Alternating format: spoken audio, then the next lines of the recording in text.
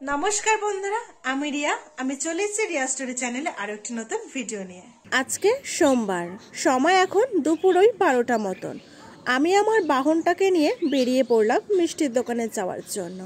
কাল যেহেতু পৌষ সংক্রান্তি, আর আমাদের বাড়ির নিয়ম আছে পৌষ সংক্রান্তির আগের দিনে পিঠে করতে হবে, তাহলেই আমরা পরের দিন খেতে পারবো। না হলে পৌষ সংক্রান্তির দিন পিঠে করতেও পারবে না আর খাওয়াও যাবে। এবার আমার দিদুন বাড়িতে কাল ওষুধ চলছে, তাই নিয়ম মেনে কোনো পিঠেই করতে পারবে না। তাই মিষ্টির দোকানে এসেছিলাম, কারণ আমাদের এখানে না অনেক সময় মিষ্টির দোকানে রেডিমেড পিঠে বিক্রি হয় এই পৌষ সংক্রান্তির আগে পরে। তাই ভাবলাম যদি আজকে বিক্রি হয় তাহলে নিয়ে আসবো, কিন্তু এখনো ওদের বানানো হয়নি। তাই দিদুন বললো যে একটু সন্দেশে নিয়ে আসতে। তাই মিষ্টির দোকান থেকে একটু সন্দেশ আর মুদিখানার দোকান থেকে ময়দা নিয়ে নিলাম। গুড়ও ছিল, কিন্তু দিদুন বললো গুড় লাগবে না, সন্দেশ আর ময়দা নিয়ে আসলেই হয়ে যাবে। সন্দেশ আর ময়দা নিয়ে বাড়ি চলে আসলাম, আর তারপরে দিদুন চিনি গুঁড়ো করে জলের সাথে মিশিয়ে নিল, আর তার মধ্যে দিয়ে দিল খানিকটা ময়দা। বাড়িতে একটু চালের গুঁড়ো ছিল, তো সেটাও সামান্য একটু দিয়ে দিল। তারপরে গ্যাস অন করে কড়াইটা বসিয়ে দিল। আর আমাদের কড়াইটা অনেক দিনের পুরনো, তাই এরকম কালো হয়ে গেছে, তোমরা আবার কিছু ভেবো না। তারপরে ওই ময়দা, চালের গুঁড়ো আর চিনি ভালো করে গুলিয়ে নিল। এদিকে কড়াইয়ের উপর একটু তেল দিয়ে, আর আমার দিদুনদের আমল থেকেই পিঠে করার সময় এই তেলটা বেগুনের ওই বোটা করেই দেওয়া হয়, তাই এইবারও তাই বেগুনের বোটা করে তেল দিয়ে, আর ওই গোলানো হলো না ময়দা, চালের গুঁড়ো, চিনি, ওইটাকে দিয়ে দিল।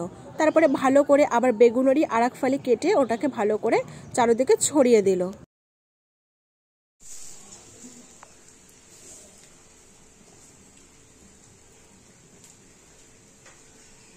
ভালো করে ব্যাটারটা কড়াইতে ছড়িয়ে দেওয়ার পর যে সন্দেশটা নিয়ে আসলাম সেটাকে পাটিসাপটার পুর হিসাবে ওই ব্যাটারটার মাঝখানটায় দিয়ে দিল, আর তারপরেই খুন্তি দিয়ে আস্তে আস্তে করে উঠিয়ে নিল।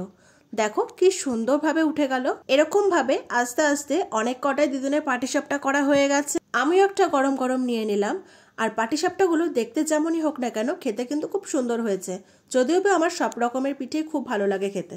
গুড মর্নিং বন্ধুরা, আজকে পৌষ সংক্রান্তি, তাই আমার তরফ থেকে সকলকে পৌষ পার্বণ ও মকর সংক্রান্তির অনেক অনেক ভালোবাসা ও অভিনন্দন জানাই। এখন সময় সকাল ওই 7টা কি 7:30 মতন। চারদিকে প্রাকৃতিক দৃশ্যটা কি সুন্দর, তাই না? শীতের কুয়াশা আর প্রাকৃতিক সবুজ গাছপালায় মোড়া সুন্দর একটি সকাল। এই দেখো আমাদের এই ছোট্ট গাঁদা ফুল গাছটায় কি সুন্দর কতগুলো লাল রঙের গাঁদা ফুল ফুটে আছে, সাথে অনেক কড়িও আছে। সকালবেলা ঘুম থেকে উঠে যদি মাঝে মাঝে এরকম গাছ ভর্তি ফুল দেখা যায় তাহলে মনটা এমনিই ভালো হয়ে যায়।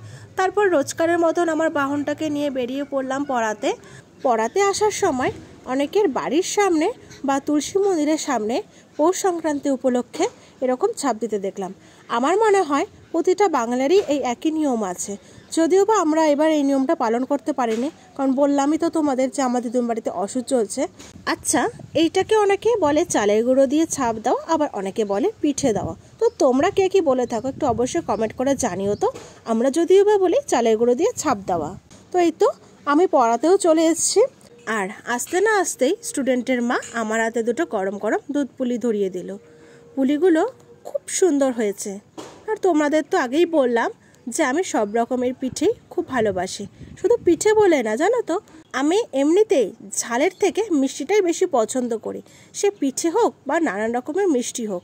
তারপরে আরেকটা পড়াতে আসলাম, তো আর সেই স্টুডেন্টের মাও আসার সাথে সাথে চুষি, শুকনো পুলি, সরা পিঠে, পাটিসাপটা, মালপোয়া দিয়ে পুরো থালা সাজিয়ে দিল। যদিও বা আমি সব পিঠে খাইনি, জাস্ট ভিডিও করে তোমাদের সাথে শেয়ার করলাম। তারপরে আমি আবারও আমার বাহনটাকে নিয়ে প্রাকৃতিক দৃশ্য দেখতে দেখতে বাড়ির পথে রওনা দিলাম। আর এইভাবেই কাটলো আমার আজকের পৌষ পার্বণের দিনটা। তো গাইজ, আজকের ভিডিওটা এই পর্যন্তই। যদি তোমাদের ভালো লাগে লাইক, কমেন্ট, শেয়ার করে দিও। আর আমার চ্যানেল নতুন হয়ে থাকলে চ্যানেলটাকে সাবস্ক্রাইব করে দিও।